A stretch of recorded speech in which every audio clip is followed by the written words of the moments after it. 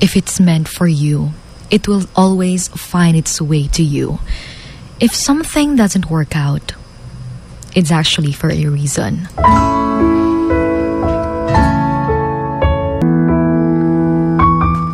Minsan, pinipilit natin na para sa atin yung isang bagay when in fact, hindi naman. Kaya nasasaktan tayo. That feeling na kahit lahat binigay mo na, pero feeling mo, bakit wala pa rin? Bakit andyan ka pa rin? Bakit hindi pa rin nangyayari? Dahil maybe you're asking something that is not for you. Or maybe you're asking that thing too early. Just like in love, masasabi natin na bakit hindi pa dumarating yung taong para sa akin? Bakit single pa rin ako hanggang ngayon? Yung ilang taon na akong naghihintay pero bakit wala pa rin?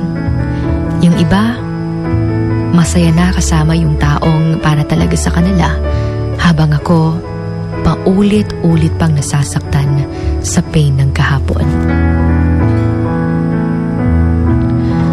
Alam mo kasi, pag para sa'yo, papahalagahan ka at ipaparamdam niyang you're more than enough. Kagaya na lang din sa trabaho, minsan masasabi natin, bakit hanggang ngayon wala pa rin? Ang tagal-tagal ko na sa trabaho, bakit hindi pa rin ako napopromote?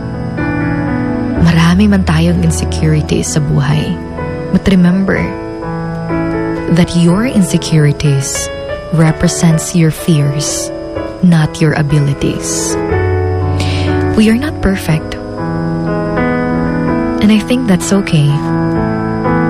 Because life is an experience, not a performance.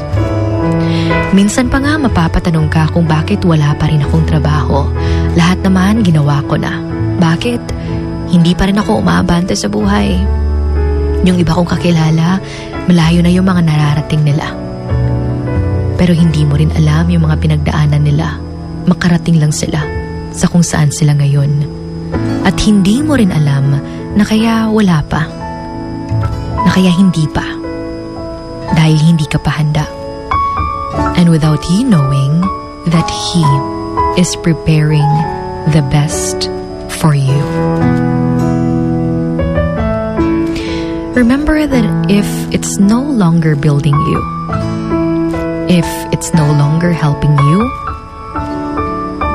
then just let it go. Hindi kasi sa lahat ng panahon ay dapat tayong magstay sa comfort zone natin. Take risks, explore, and know that if it makes you happy and fosters your personal growth, as long as wala kang inapakang ibang tao, then it is worth pursuing. Also, dapat din nating tandaan that you are not a failure for making mistakes. Because everything starts by learning. And never stop learning. Because life never stops teaching.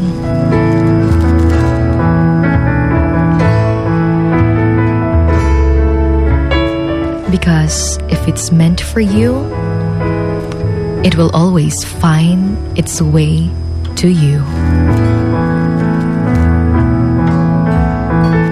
This is Emotions Going Wild with your Hugot Babe, Sugar Dolly, right here on your number 103.1 Wild FM.